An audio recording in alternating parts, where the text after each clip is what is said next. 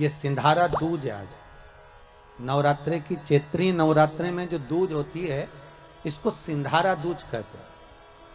कौन सी दूज कहते हैं? जम के बोलिए। सिंधारा दूज।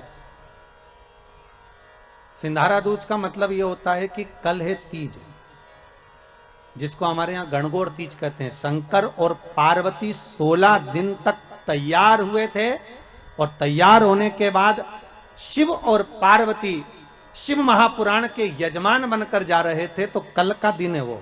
कौन सा दिन है कल का? गणगौर तीज का दिन, कल का दिन।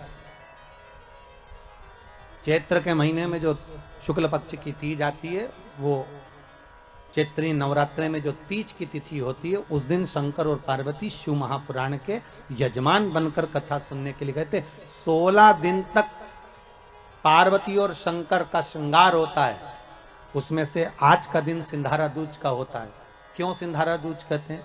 सिंधारा दूज का मतलब क्या है? क्यों हिंदू धर्म में सिंधारा दूज मनाई जाती है? किस लिए?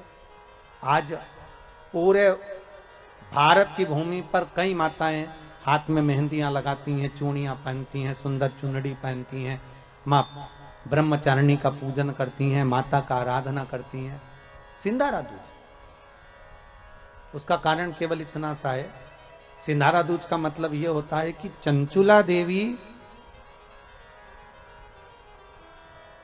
जब 14 दिन तक शंकर और पार्वती अपने गुफा में से बाहर नहीं निकले शिव महापुराण के यजमान बनने के लिए, तब माता चंचुला देवी ने हाथ जोड़कर मां जगतजननी जगदम्बा को सुंदर वस्त्र, सुंदर चूड़ियां, सुंदर आभूषण माता के चरणों में ले जाकर समर्पित करे थे और कहा, मां इन चूड़ियों को जो मैं दे रही हूं, ये लाल चूड़ी, ये लाल श्रृंगार, ये लाल वस्त्र, जो लाल चूनर जो मैं प्रदान कर रही हूं, मां बस ऐसी कृपा कर दे कि तू इन चूनर को धारण करे और मेरा भी सौभाग्य, मेरा भी सुहाग अमर कर दे। बस इतनी कृपा मेरे ऊपर कर दे। वो सिंधारा दूज का महत्व है।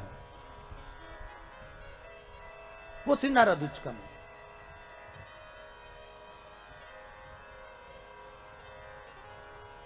करवाना है। तुम रुका जी बोले बिल्कुल करें, क्या दिक्कत? कराओ, पर दिक्कत इतनी सी है तुम रुका जी, तुरंत बोले तुम रुका जी, दिक्कत इतनी सी है कि देवी मैं कथा तो बांच दूंगा, पर कथा का यजमान जो बने वो कोई जोड़े से तो बैठे, और तुम तो बेदब्य हो, कैसे बैठोगे? चंचुला देवी की आंख में आंसू भर गए। अब कथा कैसे हो? चंचुला जी वापिस जागे और कैलाश पर जाकर मौन होकर बैठ गई। फिर पार्वती जी ने पूछा, अब तू चुप होकर क्यों बैठी है? भाई होता है, माँ तो माँ होती है, पार्वती मैया तो भी। माँ जगतजननी जगदम्बा पूछ रही है, तू फिर चुप होकर बैठ गई।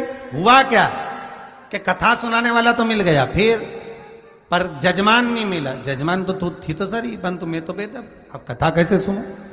तो कथा तो सुन लूंगी, पर करूं क्या? तुम रुका जी बोले, तेरा अखंड सौभाग्य मैं कर सकता हूं शिव महापुराण से, तू चिंता ना कर, पर कोई जोड़े से कथा सुन ले। अब जोड़ा कहां से लाऊं? तो पार्वती जी बोले, उसमें दुख की बात क्या है? तो चिंता मत कर, शंकर जी की आराधना कर। और तुम रुका जी के कहने पर चंचुला देवी शिव की आराधना में लगी और शंकर भगवान प्रकट होकर बोले, बोल क्या बात है चंचुला?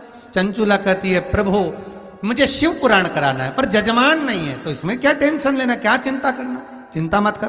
पार्वती को बुला, पार्वती को बुलाया। पार्वती जा, तू तैयार हो, मैं भी तैयार होता हूं। शंकर और पार्वती श्रृंगार करने के लिए गए, श्रृंगार कर, और दोनों जब श्रृंगार कर कर आए, 16 दिन शिव और पार्वती को सजने में लग गए।